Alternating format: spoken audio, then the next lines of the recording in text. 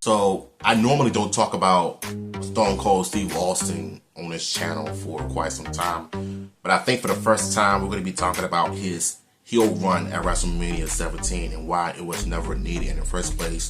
And he actually admitted during the interview that he wished he never would have turned heel in the first place, because he, just like Undertaker in the early 90s, your character didn't really need to win championships or turn heel, because you're so over with the crowd, with the fans, that you're beloved by so many people that look up to you in some ways. You know what I'm saying?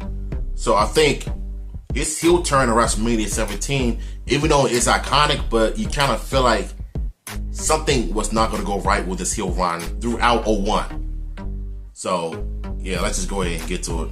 So this is what Austin had to say. When I turned heel, not everybody wanted me to turn heel, but I would just sit on turning heel because I've always liked that working heel so much. That was your call? Yeah, and I wish Vince would have shot me down, or I wish I felt it in the ring at night. I should have just said, hey man, we're changing this. Watch the stunner. And I should have just stunned us behind and never went down that road. But as a means to an end, I was leaving Christian a voicemail and kept saying, what? I was just turning it into this thing to berate somebody or belittle somebody as a heel. I used that as a mechanism to do that. As a means to an end to try to get heat. That whole attempt was over just trying to compensate and gain ground on getting heat. I remember Hunter and myself as the two-man power trip, just wrecking people with chairs. I mean, trying so hard through violence to get heat, which is not always the best way to heat. Well, it's not always the best way to get heat, especially by laying stuff in. It was an interesting period, the heel thing. If I could go back in time, I would not have done it, because I didn't need to. I think Jim Ross said it best. Nobody ever wanted to hate John Wayne. I wasn't John Wayne, but I was the anti-hero, and I got over by being the way I was.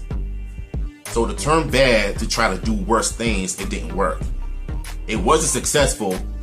We got a chance to push the character in different directions and different dimensions, but I don't think we were really ringing up the box office doing that. It's something about Steve Austin's quote from that interview, and it really made me appreciate this man even more because of what he said. But to me, the thing that impresses me about Austin is his honesty and him being cooperative and being transparent into what he's saying. Because when you think about it, his heel run in 2001 was kind of iconic, but you can tell they were trying to do something different with him, but it wasn't the way that they had hoped. Because once he teamed up with Triple H as the two-man power trip, I remember those two just crashing out on people, just hitting with people with chairs. And I remember when he hit Lita in the chair, Triple H was giving her the pedigree, and Austin just whamming her with the chair in the back. Then, what's even worse, when Austin was beating up Kane backstage, when him and Undertaker had a WWF title match on Raw, but it ended up being a no DQ. No, actually, it ended up being a DQ due to outside interference. So, when Austin just beating the brakes out of Kane with a steel chair, whacking his arm, his injured arm, then Undertaker came in and he was whacking both of them in the same time on the steel steps. You cannot see that anywhere else these days, though. Sure, in the current WWE run, they basically have some hardcore moments, but they couldn't do it like how they did it back then. Because when Austin was a heel, you can tell that he wasn't really successful because he was still being cheered as a face because he was slowly turning back into it.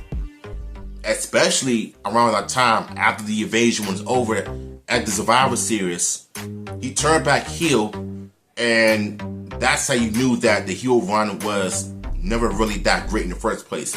The same way they did John Cena last year when he turned heel at the Elimination Chamber. You can tell they were not trying to do anything with it. Though It was iconic when John Cena turned heel. That was the best part. After that, it just went nowhere. It went nowhere completely. Why? Because John Cena was still wearing babyface gear. Like he's a babyface instead of a heel thing. Like you would have think that he would have turned back to his Thugonomics gimmicks. His Thugonomics gimmick was always the best. My favorite version of John Cena. He used to come out and rap it carrying on.